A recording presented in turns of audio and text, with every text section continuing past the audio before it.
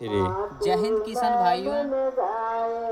जैसा कि मैंने किसान भाइयों को समझाया, अगर कोई किसान भाई 1 एकड़ या 1 एकड़ से अधिक या 1 एकड़ से कम खेती बाड़ी करते हैं तो उसके के लिए जीवा अमृत खाद बनाने का फार्मूला मैंने किसान भाइयों को दिया, पर अधिकतर किसान भाई उससे समर्थ नहीं हो पाए, यानी बना नहीं पाए। और जब मैंने कहा किसान भाइयों को, अगर आप लोग नहीं बना पाइएगा तो हम आप लोगों को बनाकर आपके घरों तक पहुंचाएंगे। तो मैंने जीवा अमृत खादों को बनाकर कुछ किसान भाइयों को दिखलाया। तो कुछ किसान भाइयों ने हमसे पूछा कि इनको कैसे डाला जाए।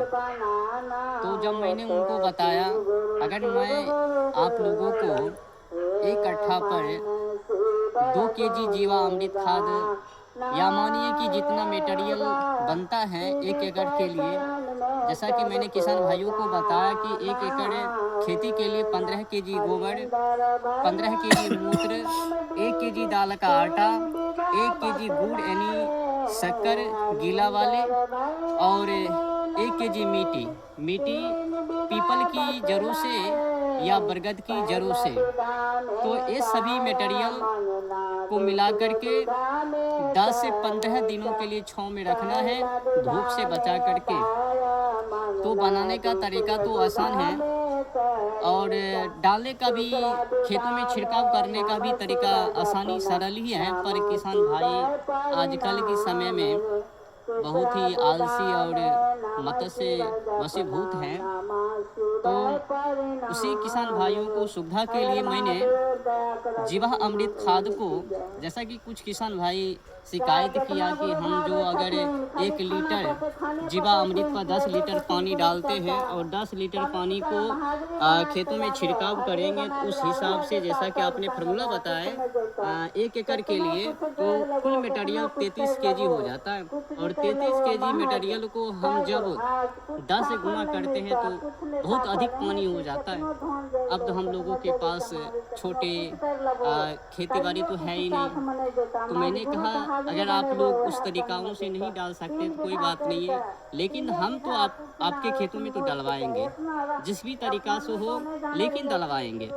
तो मैंने जिस भी किसान भाइयों से वादा किया, वचन दिया, उस वचनों के और जीवा अमृत खाद को जन जन लोगों तक, किसानों तक, खेतों तक पहुंचाने का जो वादा किया, वचन दिया, मैं किसान भाइयों को अब तो वो गीला टाइप यानी जो घोल बना था जीवा अमृत खाद, वो घोल की तरह होता है। तो उस घोल को मैंने, आप देख सकते हैं यहाँ पर मटेरियल पड़ा हुआ है, और उससे भी मैंने पावरफुल करके जीवा अमृत खाद, कली चूना और हरी खाद और अपना नीम का खली है और सरसों का खली भी है, और मैंने जो रस निकाला है नीम का, अंडे का, भगंडी का, धुतूर का, अकान का, खैनी का, जो हरी भरी जो पत्तियां होती हैं उनका भी पत्तियां, इन सभी मटेरियल को मैंने रस निकाल कर इसमें डाला है। सब मिलाए का मतलब मानिए कि पूरा जो मटेरियल है 22-23 मटेरियल इसमें, और मैंने एडवांस दे दिया है और आगे कर दिया है जीवा अमृत के अलावा। जीवा अमृत में आप लोगों ने तो सुन ही लिया कि जीवा अमृत कैसे बनाया जाता है, उसमें क्या क्या मटेरियल लगता है। तो इससे आगे जो प्रोसेस है और जो बनाने के तरीका है छिटरी टाइपिंग का, अभी जो हम बना रहे हैं जीवा अमृत को छिटरी टाइपिंग, यानी कि जीवा अमृत को जैविक में परिवर्तन कर रहे हैं। ये जैविक खाद नहीं है, हालांकि जैविक की ही तरह से, उन्हीं की तरह मैं बना रहा हूँ। अभी यहाँ पर मटेरियल पड़ा है और वह है, और हमारे हाथों में इसमें नीम का खल्ली और नीम, धतूर, आकान, भगंडी, अंडी और हरी भरी जो पत्तियाँ खैनी तंबाकू का होता है उनका, और जो सरसों का खली है वो भी है, और कई मटेरियल मैंने इसमें डाला है। और यहाँ पर आप देख रहे हैं नीचे सड़ा हुआ गोआ है, और ऊपर जो देख रहे हैं छिड़काव मैंने किया, ये जीवामृत खाद है। और वो जो साइड में देख रहे हैं बोरी में, वो कली चूना है। और डिब्बा में जो देख रहे हैं वो जीवामृत खाद है। तो ये सभी मटेरियल को आज मैं बनाऊंगा और किसान भाइयों को दिखाऊंगा कि किस तरह से बनाया जाता है। और जो हमारे डिब्बा में देख रहे हैं, हमारे हाथों में जो है, इसमें है हरी खाद, नीम खल्ली, और अपना सरसों जो गाय को खिलाते हैं, जानवरों को खिलाते हैं, वो खल्ली भी इसमें डाला हुआ है। और लगभग में इसमें जो है कि ना 22 मटेरियल डाला हुआ है।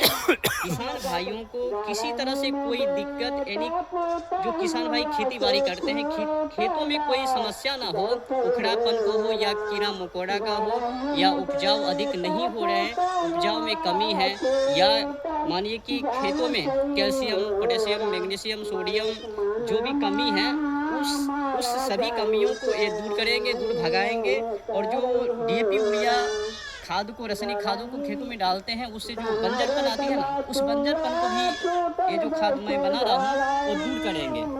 तो इसी मटेरियल को मैंने आप लोगों के बीच साझा करने के लिए छोटा सा मैं कदम उठाया, ताकि लोग समझें और अपने खेतों में स्वदेशी तरीक़ों से खेती बाड़ी करें और जहर मुक्त खेती करें। और जो भी खाद लगे खेतों में, वो अपने स्वदेशी खादों को ही डालें।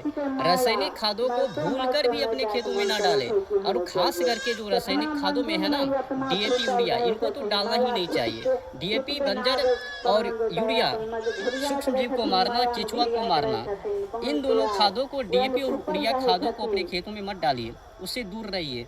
और जो अपना मैंने, जैसा कि मैंने आप लोगों को समझाया कि अगर आप जीवामृत खादों को अगर जैविक में परिवर्तन कर रहे हैं, तो उसमें ये सभी मटेरियल को डालना है, जैसे कि मैंने आप लोगों को वीडियो में बताया।